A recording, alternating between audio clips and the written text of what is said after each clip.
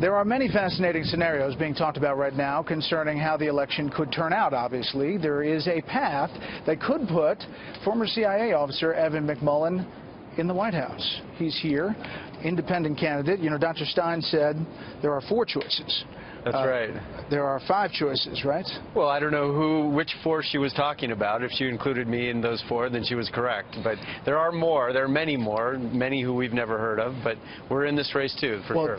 Let me put up a poll in Utah, the Monmouth poll. It's a 5-way race here. Right. Donald Trump at 34%, Clinton at 28%, you're at 20%. This follows a number of different polls out of Utah that say you're right there. Right. And other states that don't poll, Idaho, you seem to be doing well. Right. Paint the picture for somebody how you are going to get to the White House, because that's the thing that most people I talk to say, hey, you know, I like him, but how's he going to win?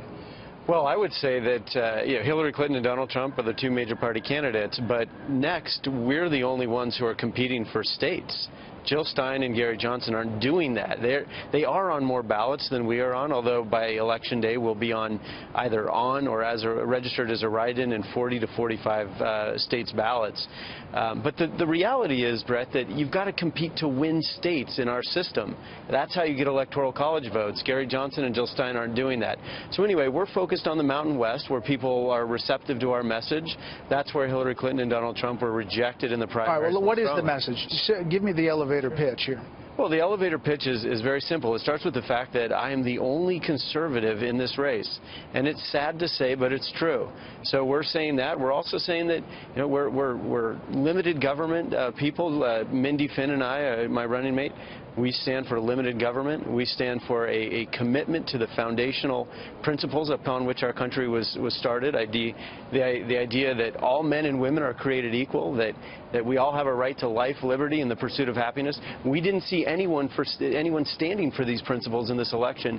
That's why we got into the race. Of course, our odds are long, and they get better, though, if the race is closer. Right now, the race is not close. Hillary Clinton is dominating Donald Trump so handily in the Electoral College projections. Right, but the way you win is winning a state or 2, and it gets essentially nobody gets to 270, and it goes to the House of Representatives, right? That's right, and again, that's very difficult, but that's the electoral opportunity for us. Again, it's a 3-month campaign. We got in because we thought the American people deserve better options. That's why. It's not ideal, but it's what had to happen. Otherwise, we're standing for principle. We're standing on principle, which is something that the Republicans haven't done, and why they're in such disarray now. And for people who say you're just a plant for Hillary Clinton to take votes away for Donald Trump. Oh, I would say that if there are any plants in this race, it would have to be Donald Trump as a plant for Hillary Clinton. I don't think that's the case. I think people are competing. I have a constitutional right to run for president, which I'm exercising. But the reality is Donald Trump is beating himself. He is an absolutely horrendous, terrible candidate. He has no business representing an entire party. He has no business being president of the United States. Governor Mitt Romney, who obviously ran for president, agrees with you on that point, and he talked about it just the other day. Take a listen. They can come back together again or not is a darn good question. I happen to think that for that to happen requires a person of unusual skill. Absent that kind of leadership, I think it will be very difficult to put for the Humpty Dumpty to be put back together again. He's talking there about the Republican Party, That's Evan, right, and you know he doesn't get to the point where he's endorsing you. And you have the Utah delegation, including the governor, Senator Mike Lee, Representative Chaffetz, Representative Mia Love, Representative Chris Stewart, and the former governor John Huntsman. All of them have pulled back from Donald Trump too, but they have not endorsed you.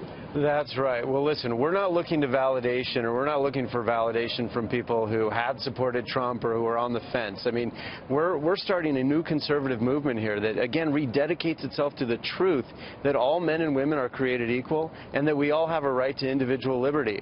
The last thing we're going to do is go looking for validation from people who didn't stand up to Trump or now are pulling back their support but unwilling to say what they're for, which is what real leadership is. Real leadership is saying, I don't agree with that, I agree with this, and then fighting for that. But they're not doing that, but that's part of the problem here. They're putting, in many cases, and each one is a little bit different, they've got a different situation, each one of them, But across the board, Republicans are putting party and power over principle and country.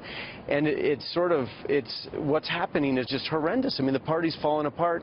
And I agree with the governor that I'm skeptical that it can be put back together. That's why Mindy Finn and I are building a new conservative movement, and we're seeing incredible momentum over the past couple of weeks especially. We will follow your race, and you're welcome here. You've been on center seat. Thank you for being here. Thank you, Brett. Good to be with you.